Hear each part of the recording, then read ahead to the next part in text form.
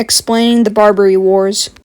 For centuries around the Mediterranean Sea, North African Barbary pirates had been capturing ships and enslaving people. The Barbary States were Morocco, Algiers, Tunis, and Tripolitania. Morocco was an independent state, while the latter three were under Ottoman control. By the late 18th century, the pirates' power was dwindling, though the European powers still feared them and would pay tribute for peace. However, when the United States gained its independence from Britain, its ships were not protected. Because of this, their ships would quickly be captured by the Barbary pirates. The U.S. would have to pay 1/6 of its national budget to end the Algerian captivity crisis, and would have to pay tribute to freely travel throughout the Mediterranean. This crisis would lead to the creation of the U.S. Navy, and would also lead to resentment of the northern African states. From 1798 to 1800, the United States would fight in the Quasi-War, which would give their navy valuable experience. Then, in 1801, the Pasha of Tripoli, Uss Philadelphia, demanded that he be paid tribute the same amount of times that the other Barbary states had been. The President of the United States, Thomas Jefferson, would decline this. Then, war would be declared in May of 1801. The U.S. Navy would then set out without Congress voting on it, meaning that war was never officially declared. However, the conflict did have Congress's support. Once in the Mediterranean, they would meet up with the Swedish Navy, who were already fighting the Tripolitanians, and then they would blockade Tripoli.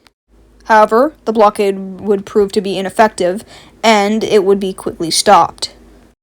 Between 1801 and 1802, there would be a few small naval battles. However, these would prove indecisive. In October of 1803, the Uss Philadelphia would be captured by the Tripolitanians. The U.S. didn't want to see their ship used by the pirates, so the following February, they would invade the harbor of Tripoli and would burn the ship to the ground before fleeing. Then, with the help of reinforcements, they were once again able to blockade Tripoli. Then, in 1804, the United States would start bombarding the harbor of Tripoli, but the fire ship, Intrepid, would be destroyed before doing substantial damage. The U.S. would then change their tactics, and would learn that Uss Philadelphia had exiled his brother to become Pasha. So, U.S. Marines would land in Alexandria inside of Egypt, and would gather a group of 500 mercenaries before marching to Tripoli in an attempt to replace Uss Philadelphia with his brother. In late April of 1805, the U.S. would arrive in Derna and would capture it.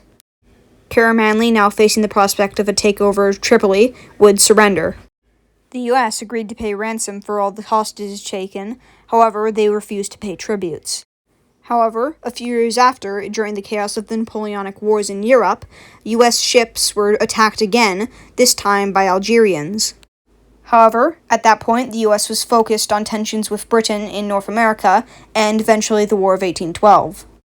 Knowing this, the emboldened Algerians would refuse the ransom payments, and would declare war on the United States in 1812. It was only in 1815, when the War of 1812 had ended, that President Madison had dispatched the now much larger American Navy.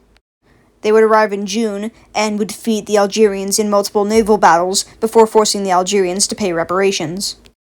Over the next few decades, piracy in the area would dwindle, and piracy in the area would all but come to an end when France would annex Algeria.